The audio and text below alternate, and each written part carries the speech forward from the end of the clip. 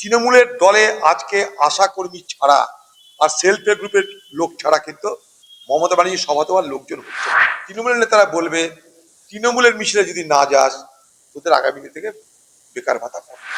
ভোটের আগে ঘুষ দিচ্ছে, আমাকে ভোট দিতে হবে। তৃণমূলের মিছিলে দেখবেন লাইনটা বাড়বে। এবার নাজিরাবাদে যখন এই ধরনের ভস্মীভূত হয়ে যাচ্ছে সবকিছু, দেহ তো ভস্মীভূত হলেই ছায়ে, পরিবারগুলোর ভস্মীভূত হয়ে গেল, আর মুখ্যমন্ত্রী মমতা ব্যানার্জি দিল্লিতে গিয়ে উকিলের ড্রেস করে নাটক করতে লেগে গেল। দিদির রঙ্গ, মোদির রঙ্গ, কত রঙ্গ দেখবেন এই বঙ্গে। ইডনুজিতে যুক্ত জেল খাটা যে সমস্ত নেতা আছে তারা দিদির দলের মহা সম্পদ। পুলিশের ড্রেস, পার্টি তৃণমূল। মানুষের টাকা নিয়ে আমি ভোটারদেরকে দান করে তাদেরকে আমি বাধ্য করব, মানে প্রলোভিত করব এবং বলে দেওয়া হবে দিদি থাকলে ভাতা চলবে, দিদি না থাকলে হাতা নিয়ে ঘুরতে হবে। তো ভোটের আগে ঘুষ দিচ্ছে, অন্য তো কিছু না। আর বেকার ভাতা যদি দিতেই হয়, যেন এটা সরকারিভাবে ঘোষণা করা হয়, বাজেটে তার জন্য টাকা কোত্থেকে বরাদ্দ হবে তার জন্য স্পষ্ট করে বলে দেওয়া হয়। বেকার ভাতা কর্ণাটকে দেওয়া হয় কংগ্রেসের সরকারের আমলে, সেখানটায় বাজেটে বলে দেওয়া হয় যে কত তার জন্য বরাদ্দ, কোথা থেকে পাওয়া যাবে, কি করে কি হবে। এটা ভোটের আগে ঘুষ দেওয়া, অন্য কিছু না। যেমন লক্ষ্মীর ভান্ডার, আমরা অনেকদিন থেকে বলছি লক্ষ্মীর ভান্ডার টাকা ২৫০০ করা হোক, আশা কর্মীদের ১৫,০০০ টাকার দাবি মেনে নেওয়া। আমরা সিভিক পুলিশের পার্মানেন্ট করার জন্য দাবি করেছি, কারণ পুলিশে লক্ষ লক্ষ পদ খালি পড়ে আছে, সেখানে স্থায়ী বন্দোবস্ত করা হোক। এই সরকার স্থায়ীতে বিশ্বাস করে না।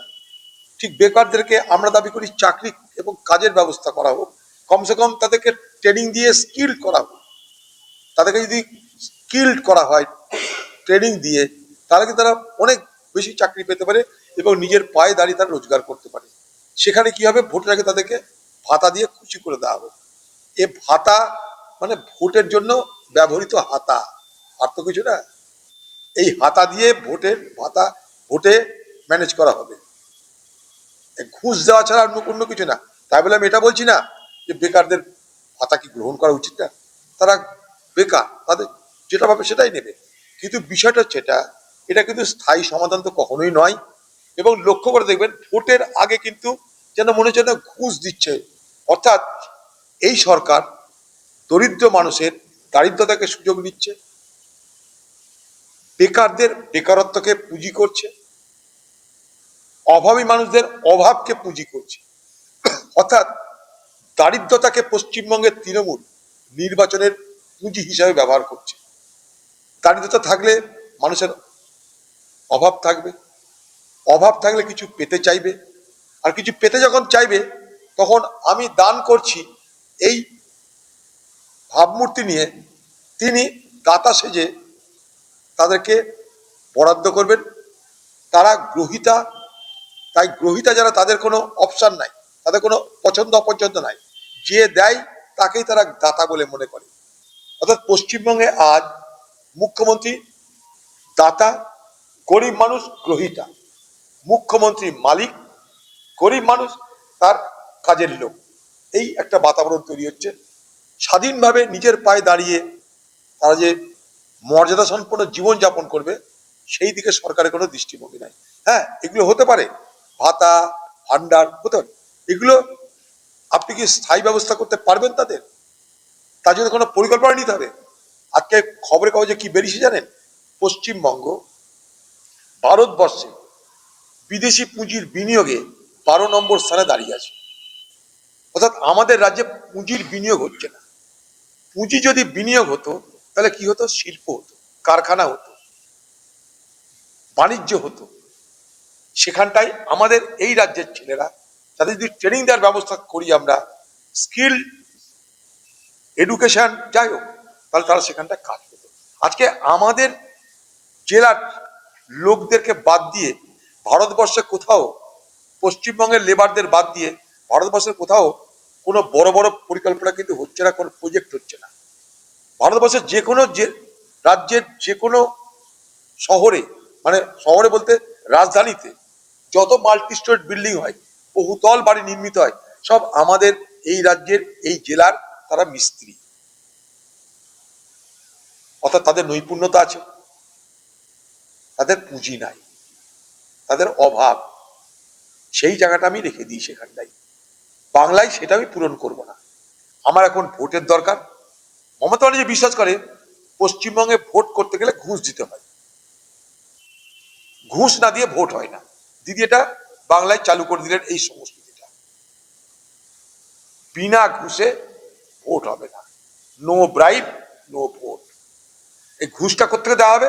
সরকারি টাকা থেকে। সরকারি টাকা মানে কার টাকা? মানুষের টাকা। মানুষ মানে কারা? যাদেরকে টাকা দিয়েছে তাদেরই টাকা। কিভাবে টাকা আদায় করা হয়? ট্যাক্সের নামে, বিদ্যুতের বিলের নামে। সেখানে কিন্তু কমছে না কিছু। বিদ্যুতের বিল কমছে না, বাজারে জিনিসপত্রের দাম কমছে না, সারের দাম কমছে না, বীজের দাম কমছে না, গাড়ি ভাড়ার দাম কমছে না, পেট্রোলের দাম কমছে না, ডিজেলের দাম কমছে না, জমি কেনা বেচার দাম কমছে না। সেই টাকা নিয়ে, অর্থাৎ মানুষের টাকা নিয়ে আমি ভোটারদেরকে দান করে তাদেরকে আমি বাধ্য করব, মানে প্রলোভিত করব এবং বলে দেওয়া হবে দিদি থাকলে ভাতা চলবে, দিদি না থাকলে হাতা নিয়ে ঘুরতে হবে।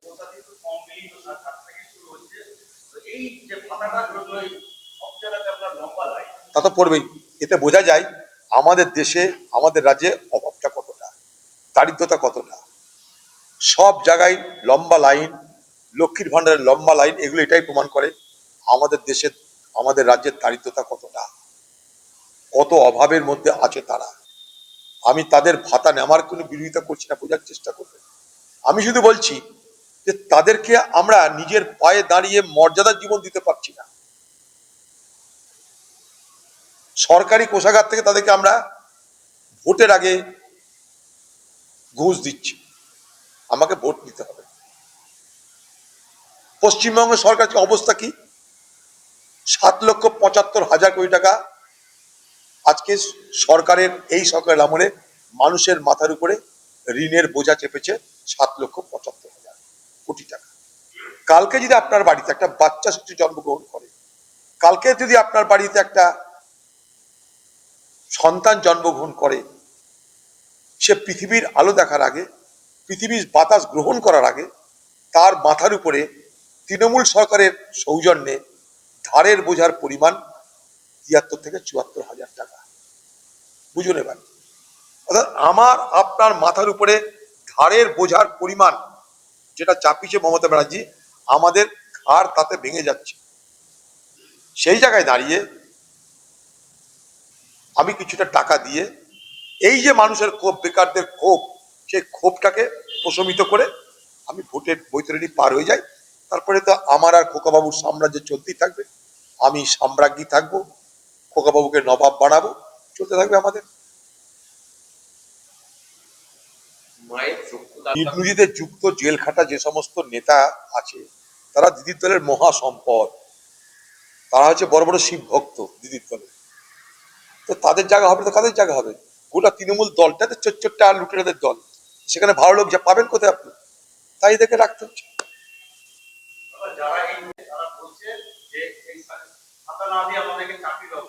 বলবেই তো, তাদের মধ্যে যারা মানে সচেতন তারা বলবেই, কারণ এই ভাতার তো কোনো ঠিক ঠিকানা নাই। কালকে বলবে ভাতা দিয়েছি, এবার পার্টির মিছিলে চল, এটা করবে কাল থেকে। এই যে ধরুন আজকে মিছিল দেখছেন না, যুবসাথীর লাইনের মিছিল দেখছেন, এটাই আগামী দিনে তৃণমূল পার্টির মিছিলে জোর করে রূপান্তরিত করার চেষ্টা করা হবে। তৃণমূলের নেতারা বলবে তৃণমূলের মিছিলে যদি না যাস, তোদের আগামী দিন থেকে বেকার ভাতা বন্ধ হয়ে যাবে। ঠিক যেটা করে মিউনিসিপালিটিতে, এই বহরমপুর মিউনিসিপালিটি একটা স্টাফের ক্ষমতা নেই কংগ্রেসের প্রোগ্রামে আসার, কারণ তারা জানে কংগ্রেসের সঙ্গে থাকা মানে তার মায়না বন্ধ হয়ে যাবে। ঠিক এই জিনিসই তৃণমূল সর্বত্র করবে।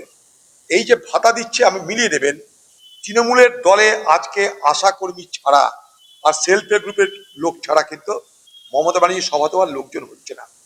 সেলফ হেল্প গ্রুপ কেন আসে? তাদের রুটি রুজির প্রশ্ন, যদি না আসে সব কেড়ে নেবে।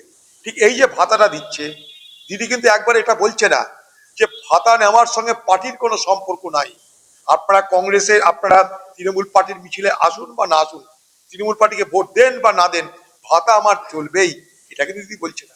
এই ভাতা দেওয়ার লাইনে যারা দাঁড়াচ্ছে তারা কিন্তু দিদির দল, অর্থাৎ তৃণমূল দলের ভোট ব্যাংক, ডাটা ব্যাংক তৈরি হয়েছে তাদের।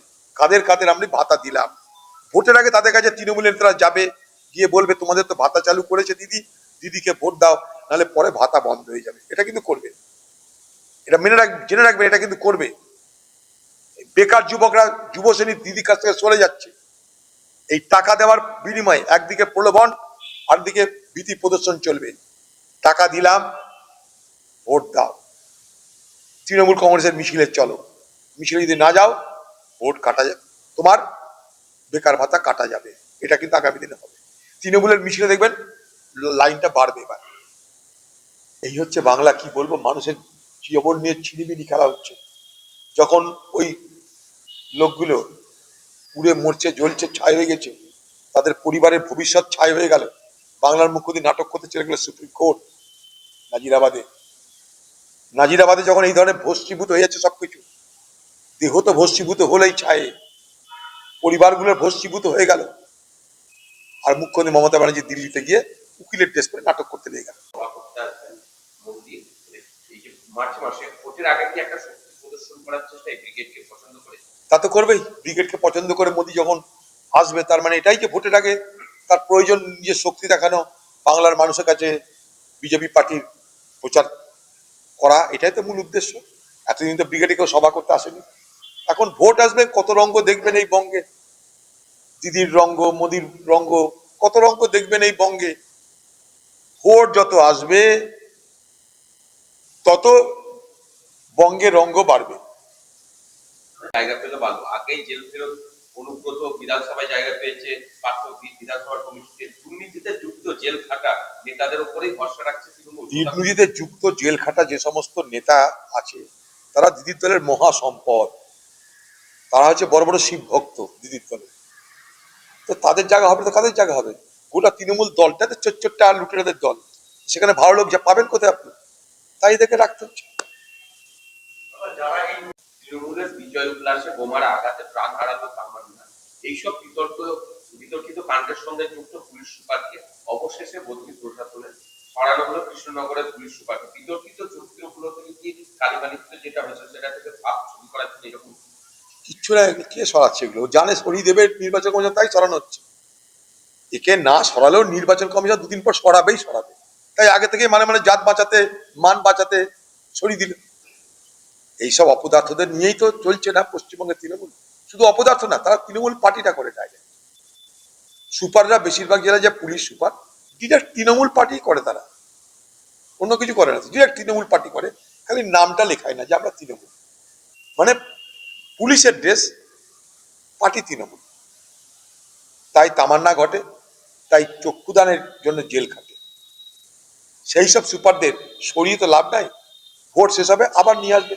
যদি খোকাবাবুর ক্যামাক সিটে ঠিক মতন মাল করি দেওয়া যায়, সেখানে রেট আছে তো, কোন জেলার সুপারের পজিশন হবে, পোস্টিং পাবে, রেট আছে।